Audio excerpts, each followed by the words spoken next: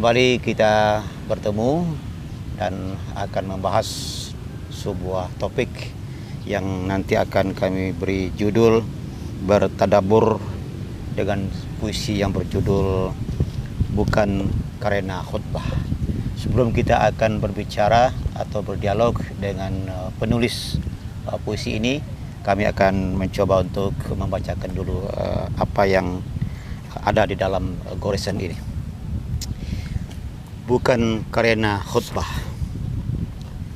terbayang engkau melangkah, tinggalkan kampung negeri Mekah, pindah hijrah ke Madinah, turut pindah dari Allah, mengendap-endap bersama sahabat dari mata para penjahat yang membencimu 24 karat. Engkau pergi membawa misi dari Allah Tuhan yang suci, ubah jahiliyah jadi madani. Allah pilihkan Madinah menyemai misi. 1045 tahun berlalu sudah, dunia berubah, manusia berubah. Bukan karena pandainya engkau berkhutbah, tapi karena akhlakmu yang sangat indah. Nah, setelah penonton, kami akan lanjutkan nanti setelah kami berdialog dengan narasumber kita. Assalamualaikum Pak Prof. Waalaikumsalam warahmatullahi wabarakatuh. Ya, kembali kita bertemu ya Prof setelah rehat beberapa hari ini. Iya, karena juga diganggu oleh cuaca yang tidak menguntungkan. Ya, sore ini bagus sekali. Ya, padahal kita memang menginginkan syuting ini dilakukan di alam terbuka ya Prof. Ya. Alhamdulillah. Ya, tadi sudah saya bacakan 4 bait dari puisi yang berjudul Bukan Karena Allah. Ini saya lihat ini terkait dengan masalah hijrah. Iya. Dan kita memang dalam beberapa hari ke depan akan meninggalkan tahun 1445 hijrah ya Pak. Dan kita akan menapak lagi untuk insya Allah kita akan memasuki tahun baru 1446 hijriah. Barangkali dari tulisan ini mungkin Anda bisa menjelaskan apa yang makna yang terkandung di dalam puisi ini ya Prof. Silakan. Ya. Jadi kapan sebenarnya dimulai peradaban modern itu? Iya, ya. Sekitar tahun 84-87 saya lupa, ada sebuah pameran ilmu pengetahuan di Chicago. Di situ digambarkan rentetan perkembangan peradaban itu. Iya, ya. Ternyata itu berawal di Baghdad. Iya. Diakui oleh dunia. Iya. Dan Baghdad itu kemudian di Madinah pusatnya. Iya, ya. Nah, Madinah itu menjadi disemainya peradaban modern oleh seorang hamba Allah yang diangkat sebagai rasul oleh Muhammad sallallahu alaihi wasallam. Jadi disitulah mulainya berkembangnya, tumbuhnya peradaban modern dari peradaban jahiliyah. Peradaban modern disebut juga dengan peradaban madani itu, yang bertamadun, yang berperadaban, yaitu yang mulai mengembangkan peradaban itu dengan berdasarkan kepada ilmu pengetahuan dan teknologi, tetapi basicnya adalah wahyu. Ini yang menarik. Nah, jadi dunia sudah mengakui itu sekarang bahwa memang peradaban itu berubah di masa-masa setelah Nabi pindah ke Madinah itu. Sementara kita tahu bahwa di dunia Eropa Barat masih berada disebut dengan masa-masa Dark Ages, artinya masa peradaban, masa-masa gelap masa gelap. Nah itu, jadi bagaimana peradaban jahiliyah bisa berubah jadi peradaban madani? Di situ kita katakan rupanya Nabi mengubah masyarakat jahiliyah ke madani itu bukan karena khutbah. Bukan. Karena khutbah itu, kalau khutbah mungkin beliau berpidato, menyeru, berdakwah, tapi bukan itu yang membuat orang tertarik, membuat orang tertarik. Itu rupanya itu hanya semacam pengumuman, pemberitahuan saja. Tapi yang membuat peradaban modern itu berubah itu, peradaban jahiliyah ke modern itu berubah karena akhlak pemimpin. akhlak pemimpin itulah yang membuat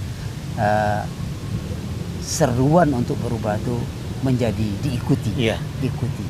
Jadi bukan seruan lalu berubah, bukan. Tapi dari seruan itu masyarakat melihat apakah yang diserukan oleh pemimpin itu benar apa sesuai dengan perilakunya. Itu yang membuat. Jadi beliau mengajak masyarakat itu berubah. Berubah total dari perilaku jahiliyah menjadi kepemimpinan, karena memang perubahan itu diawali dari diri seorang pemimpin. Jadi Prof, kita lihat hijrahnya Rasul dari Mekah ke Madinah itu bukan hanya sekedar pindah karena memang itu ada perintah Allah untuk menghindar dari kejaran kaum musyrikin ya Prof. Tapi mungkin lebih daripada itu akan ada sesuatu perubahan yang betul-betul diakui oleh dunia ya Prof. Jadi begini, dalam sebuah hadis Nabi mengatakan, seandainya bukanlah perintah Allah, aku tidak pindah. Tidak pindah. Karena beliau sangat mencintai tanah kelahirannya walaupun gersang. Tetapi Allah sudah menentukan bahwa rupanya ada tempat-tempat tertentu, ada tanah-tanah tertentu yang bisa tumbuh tempatnya di Madinah. Nah, kalau kita melihat karakter masyarakatnya berbeda. Karakter masyarakat Mekah dengan Madinah itu berbeda. Berbeda. Jadi makanya lebih di situ, oleh sebab itu beliau sebuah ide. Jadi ada satu ayat dalam Al-Quran, inna masal kalimat ini begini, perumpamaan ide yang baik itu artinya begini, itu seperti pohon yang baik, seperti pohon yang baik, dia akan tumbuh di tempat yang subur, lalu dia akan bercabang, dia akan memberi buah, tu'ti ukulaha kullahin. Jadi kamasali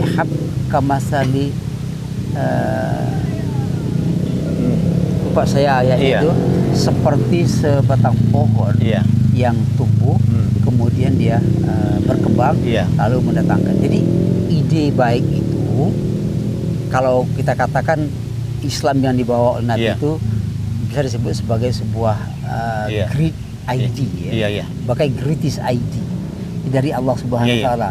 Jadi ide yang baik itu tidak bisa tumbuh saja begitu saja, tapi dia tumbuh di tempat yang sesuai, berkembang. Jadi Allah memilih ke Madinah untuk mengembangkan ide yang baik itu, wahyu itu di kota Madinah yang madani itu. Jadi kita lihat bahwa memang dari segi karakter masyarakat antara orang Mekah dengan Madinah pun juga berbeda ya. Artinya karakter Muhajirin dengan Ansor itu memang berbeda jauh, begitu ceritanya ya Prof. Jadi makanya gitu juga.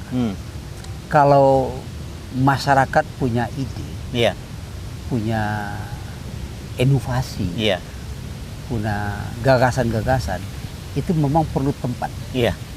Tempat yang mendukung untuk gagasan. Mekah pada waktu itu tidak mendukung. Orangnya sangat-sangat jahil, jadi tidak mendukung itu. Makanya kita tahu bahwa Nabi dimulai dengan proses hijrah itu kan dimulai dengan proses sekelompok tokoh-tokoh masyarakat Madinah akan menemui Nabi, mengundang Nabi malah ke Madinah. Nah itu dia. Jadi idenya oleh sebab itu, nah kenapa orang Madinah itu tertarik dengan Nabi? Karena yang termasyhur dari Nabi itu, dari Muhammad itu, bukan pandainya dia pidato, tapi akhlaknya, sehingga dia diberi gelar Al-Amin. Al-Amin itu kan pribadi yang sangat jujur, sangat jujur. Jadi itu yang membuat orang tertarik. Nah, ini saya tuliskan puisi itu gunanya adalah bahwa ternyata yang mengubah dunia itu bukan retorika, bukan teknologi. Teknologi itu hasil dari perubahan. Yang mengubah dunia itu adalah akhlak pemimpin. Akhlak pemimpin. Jadi kalau akhlak pemimpin itu baik, dunia berubah jadi baik. Kalau akhlak pemimpin itu buruk, maka dunia akan berubah menjadi buruk. Jadi kata kuncinya, makanya ada satu ungkapan, leader is the culture builder. Jadi pemimpin itu pembentuk Iya. budaya, pembentuk peradaban. Jadi tergantung pada akhlaknya. Jadi ini ada ungkapan innamal umamu ma bakiyat akhlaquhum ya. Ya. Fa in zahaba akhlaquhum zahab.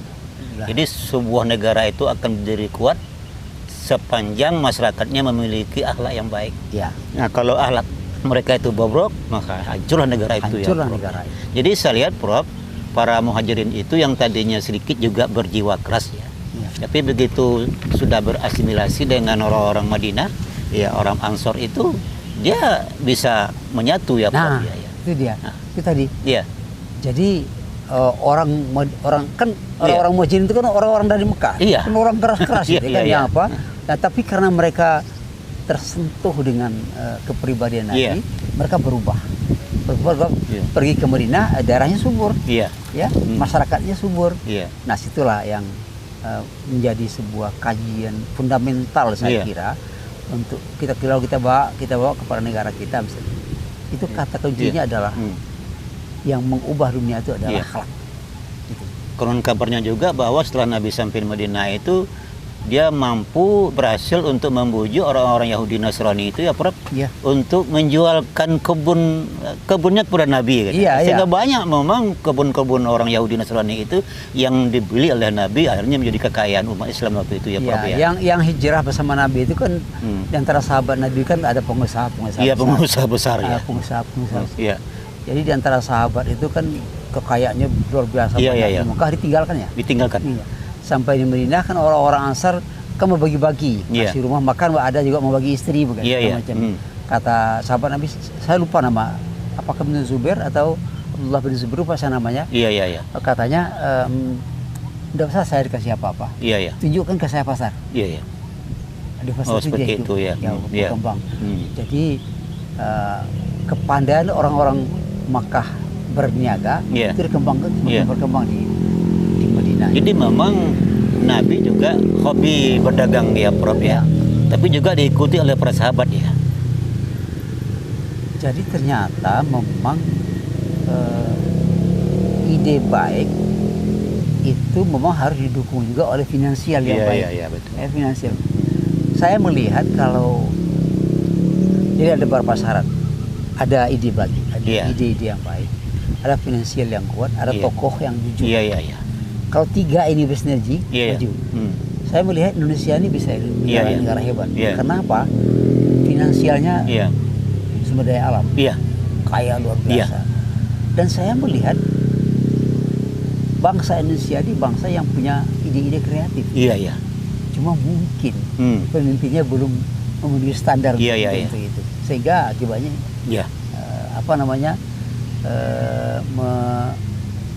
hilanglah potensi-potensi yang ada itu. Kita melihat seperti itu. Makanya saya sengaja menulis puisi itu. Memang tidak semua orang bisa memahami itu, tapi adalah untuk merangsang kita berpikir apa yang ada pada Nabi itu sebenarnya adalah bukan hanya ikutan, tapi awalnya adalah guru. Itu yang perlu ditangkap dari hijrahnya nanti. Saya lanjutkan Prof. Iya. Baca puisi ini. Tadi sudah kita baca yang ke bait yang keempatnya, itu mengenai bukan kena khutbah ini Prof. Sekarang bait yang kelima, itulah hakikat dari hijrah.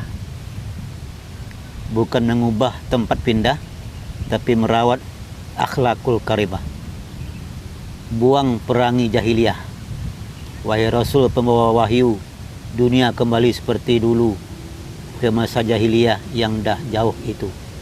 Rindu kami padamu Rasul, ingin dirimu aku rangkul, sepenuh rindu dapat berkumpul, walau di mimpiku moga terkabul.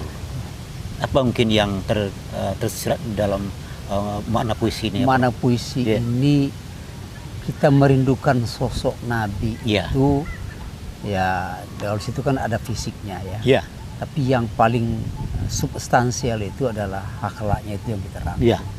Makanya kita merindukan dia. Kita merindukan dia karena tidak mungkin Nabi akan lahir lagi, muncul lagi.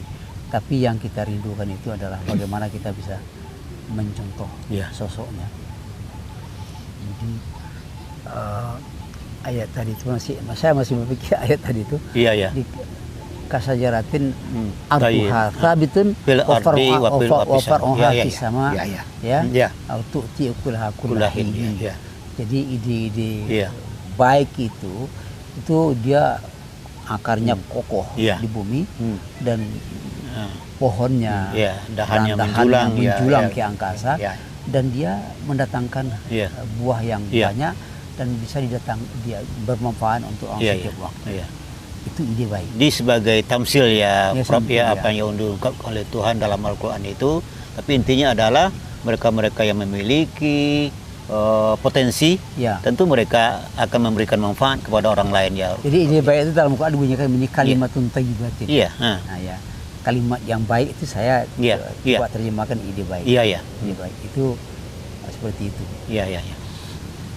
Jadi memang Nabi itu hijrah secara fisik, tapi juga ada non fisiknya, yaitu perubahan Prof Jadi kan sampai di Madinah kan sahabat bertanya, apa sebenarnya hakikat hijrah ini? Kata Nabi, hijrah itu adalah hijrah hati. Hijrah hati. Jadi intinya hijrah itu bukan fisik. Tetapi karena untuk menyelamatkan ide yang baik itu perlu ada tempat yang tenang. Maka Nabi pindah. Fisiknya pindah. Karena tidak diganggu. Kalau di Mekah kan dia diganggu terus, ya kan?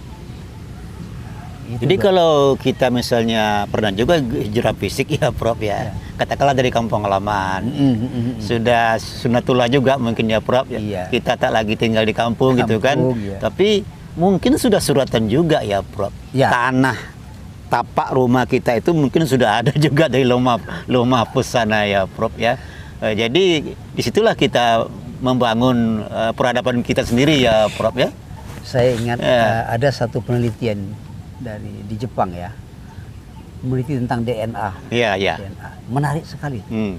Rupanya kalau kita sore ini akan bertemu, itu di DNA saya dan di DNA Ustadz Wakisman sudah tertulis. Tertulis Jadi saya berpikir, apa itukah yang Lauh Mahfuz? Ini bisa yang menonton itu bisa memikirkan.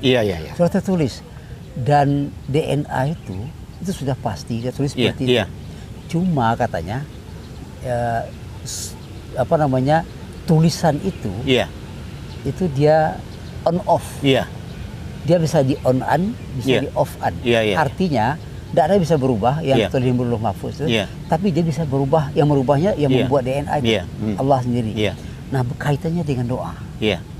Jadi kalau sudah ditakdirkan begini, dia bisa berubah. Kalau Allah yang mengubahnya. On off itu kan Allah yang punya. Bagaimana cara itu? Doa. Makanya kata Nabi, tidak ada yang bisa mengubah takdir kecuali doa. Begitu dasarnya doa yang dikabulkan itu Prof. Jadi terlalu naif betul kita mengatakan bahwa ketika kita membaca ayat Al-Quran lalu kita mengatakan inilah yang paling benar. Pemahaman orang salah. Sampai sekarang kan orang menanya-nanya, Lauh Mahfuz itu di mana? Apa? Ada penelitian ternyata rupanya sudah di DNA saya, di DNA Ustadz Wakisman sudah tertulis kita akan jumpa sekarang. Jumpa sekarang. Nah, bisa berubah kalau kita Allah yang mau mengubahnya. Jadi pertemuan kita baik masa lalu maupun hari ini bukanlah sebuah kebetulan katanya Makanya tapi sebuah keteraturan. Itu dia. Jadi tidak ada istilah kebetulan di atas bumi, di atas dunia ini. Tapi betul, keteraturan. Allah yang sudah mengatur. Ini biasa itu kan. Nah, cuma kita ada pilihan. Kita ikuti saja atau kita berdoa supaya berubah. Ada ikhtiar di situ. Jadi untuk menciptakan perubahan yang sungguhnya itulah dari hijrah itu yang kita perlukan, Prof. Itu dia. Hijrah itulah intinya. Kalau Nabi tetap aja di Mekah dengan karakter masyarakat Mekah yang seperti itu, enggak kayak karakter umatnya Nabi Nuh berapa seribu tahun kan? Berapa orang? 80 orang cuma yang muslim Islam itu. Nah, itu. Jadi hijrah itu sendiri adalah perubahan Prof. Jadi apa yang dilakukan Nabi atas ketentuan Allah, di situ ibrah, situ mauizah. Oh, rupanya Nabi begini. Berarti Nabi itu tidak akan melakukan kalau tidak izin daripada Allah Subhanahu wa taala. Artinya apa? Dari diri Nabi itu sendiri kita menjadi mendapatkan pelajaran bahwa kita harus begitu. Nah, kita lihat setelah Nabi itu sampai ke Madinah, selain tadi dia menggiatkan apa yang kita kenal dengan membangun peradaban tadi, dan yang menjadi basicnya adalah masjid ya Prof ya. Tapi juga menggiatkan ekonomi umat pada waktu itu. Nah, apa yang dapat mungkin kita kita tarik beberapa kalimah-kalimah terkait dengan masalah peradaban umat dan termasuk pembangunan ekonomi ini, Prof. Saya ulang kembali. Pameran ilmu pengetahuan di Chicago itu ternyata kan dari Madinah. Madinah itu awalnya di masjid. Masjid. Artinya dari masjid untuk dunia. Dunia. Kok bisa gitu? Masjid itu artinya dalam bahasa Arab itu namanya isim makan. Berasal dari kata sajadah. Masjid itu tempat sujud. Apa arti tempat sujud? Rupanya sujud itu kan meletakkan dahi kita di bumi. Itu apa? Merendahkan hati. Menundukkan keangkuhan, menundukkan nafsu. Maka ketika itu rupanya ide-ide yang baik itu muncul. Ini yang baik ya, bukan sekedar ide untuk kepentingan pribadi, tapi ide yang baik untuk bersama itu muncul ketika kita merendahkan hati, menekankan kesombongan, keangkuhan. Makanya masjid di masa Rasulullah fungsinya banyak sekali. Bukan hanya tempat sujud, ternyata, tetapi ada pengembangan derivasi dari sujud itu apa? Sujud itu apa? Jadi masjid itu tempat sujud, tempat menyatukan diri, bukan tempat bertengkar. Betul. Jadi saya melihat kenapa kok ada harusnya umat yang sujud itu dia merasakan dirinya adalah sebagai hamba yang lemah hina di hadapan Allah, sehingga dia tidak merasa punya sedikit pun untuk menyombongkan dirinya kepada orang lain. Ketika perasaan itu hilang, maka yang muncul itu adalah kesucian hati, kesucian pikiran. Nah, ide-ide baik itu muncul di situ. Baik itu. Cobalah kalau ketika sombong kita semua cemooh aja orang kan. Tidak masuk. Padahal kita kalau kita merendah nampak terbuka hijab. Oh, dari orang ini saya bisa belajar. Betul. Dari orang ini saya bisa belajar. Ini orang sudah tua kok masih bekerja masih. Saya masih muda. Ini orang anak muda kok sudah sebaik ini. Saya sudah tua kok tidak sebaik ini. Jadi semuanya jadi pelajaran itu. Yang paling yang paling miris kita tidak maunya menghargai karya orang nih seperti itu ya Pak. Jadi tidak mau menghargai tadi itu bertentangan dengan sujud. Bertentangan dengan hakikat sujud. Sujud itu menghilangkan kesombongan, menghilangkan keangkuhan. Ketika kita tidak mau menghargai orang, tidak mau menerima orang, itu berarti bertentangan dengan sujud. Makanya sujud kita dalam salat ada suatu ungkapan. Salat itu katanya kuantum. Kalau tidak mendekatkan, salat bisa menjauhkan. Tidak mendekatkan dengan Allah, salat bisa menjauhkan kita dengan Allah. Lah kok begitu? Ya, karena kita berpura-pura di depan Allah, padahal belakangnya. Makanya Allah marah. Oh, kamu rupanya salatnya injak-injak gitu. Makanya Allah. Jadi salat itu adalah kuantum. Kalau dia tidak mendekatkan, dia pasti menjauhkan. Maka banyak orang yang salat tapi dia jauh. Jadi salat berjemaah tadi itu filosofinya adalah dalam rangka untuk membentuk kebersamaan ya Prof. Dari kebersamaan itulah masyarakat dan umat bisa dibina ya Prof. Kuncinya kebersamaan itu bisa menjadi sebuah kekuatan kalau bersatu. Bersatu itu bisa jadi kekuatan kalau masing-masing orang yang bersamaan itu merendahkan hatinya. Tidak merasa memaksakan egonya kepada orang lain. Jadi persatuan itu akan wujud kalau kita sama-sama mau menerima. Kesediaan mau menerima itu karena kita merasakan kekurangan. Makanya saya mengatakan kalau kita berkawan, kita saling menutupi. Betul. Kekurangan saya ditutupi oleh Ustadz Wakil. Sebaliknya juga. Juga seperti itu. Ada kelebihan saya berikan. Ada kelebihan Ustadz Wakil berikan ke saya. itu namanya baru. Baru namanya menjadi sebuah.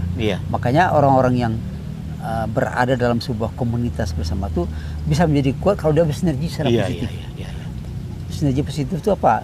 1+1 bukan hanya 1, bisa jadi 10.